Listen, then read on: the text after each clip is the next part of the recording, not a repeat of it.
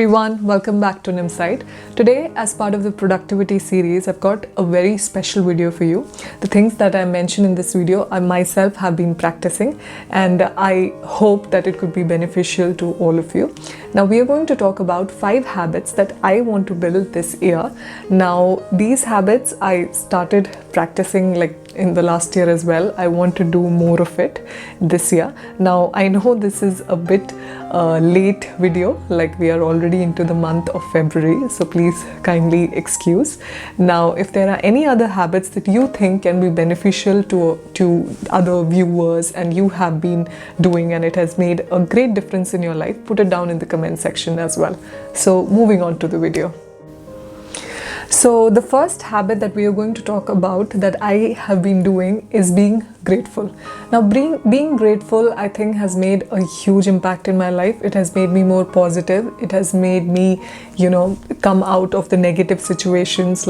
I like to think about the things that I already have when things don't work according to my plan, or when I was not able to, get something. So during that time, I spend some time thinking about the things that I have already and being happy about that.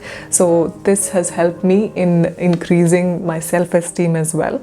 I think being grateful is a great practice. I jot down in my diary the things that I'm grateful for, and whenever I'm feeling low or anything, I just have a look at that. Or I also have been journaling my day. The Journey is a free app, and I've been using every day to note down something that went really well in a day, so that I can look back up to that day and remember in a later point of time. So I think this is one practice that you can inculcate in your life. The second habit that I want to talk about is listening to podcasts. Now, podcasts has become an important part of my life. Whenever I'm doing activities like cooking or cleaning around the house, or I went for a walk, I usually listen to these podcasts. Now, podcasts are available on a variety of subjects like sports, productivity, motivation, general conversations with eminent personalities or inspiring personalities. So it's a great way to spend your time to get knowledge about different kinds of things, as well as increase your speaking skills.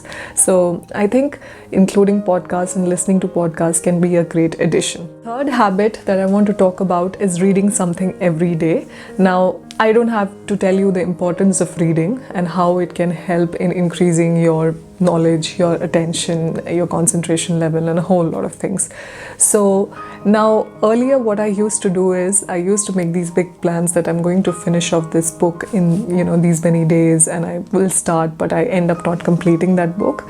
So what now I have done is, now this is also inspired by another book called Atomic Habits, the 2-minute rule. Now, instead of making these big goals, breaking down that habit into small habits, like having a mini version of your habit, like reading 2 pages every day. So now that I have made that practice that I will read those 2 pages every day, it's more easier for me to achieve the target of reading a complete book. So I think this is a great habit to include in your life, and if you're not doing so already, I would highly recommend that. The next habit I'm going to talk about is about learning a new skill.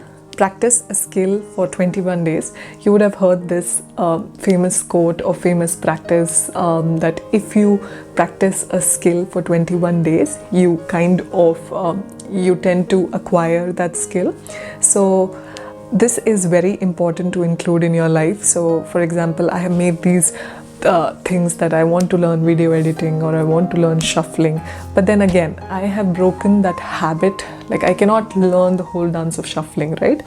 So what I have done is that I will practice 2 moves from shuffling, like running man or some other move, and that I'll practice for 21 days. And this is something that I want to include in my life, and I want to continue doing that for every new skill I want to lay my hands on. So I would highly recommend this as well. Moving on to the final habit, and I think it is a very important habit. It's about social media detox. Now, there came a time last year that I was using too much of social media, and specifically some apps. So I was so frustrated that I just deactivated all of my apps, and I think I did that for a period of about 1 month, and trust me, I was able to achieve a whole lot of work. I was able to achieve a whole lot of new things during that time frame, and it felt much more peaceful. It's not like I had that addiction that I have to look at my notifications that were related to that app.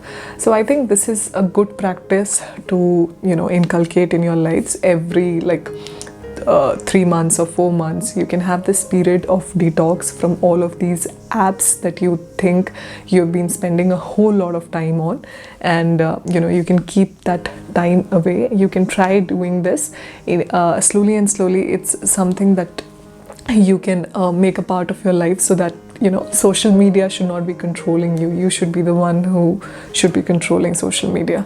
So I think this is a great habit again. So with this, we come to the end of the video. Like I mentioned in the beginning, if there are any other habits that you think would be really beneficial, put it down in the comment section. I hope you liked the video, and if you enjoyed the video, make sure to subscribe. Content shared in this video is based on personal experience and research. If you enjoyed the video, like, share and subscribe. Keep watching, keep listening and continue learning.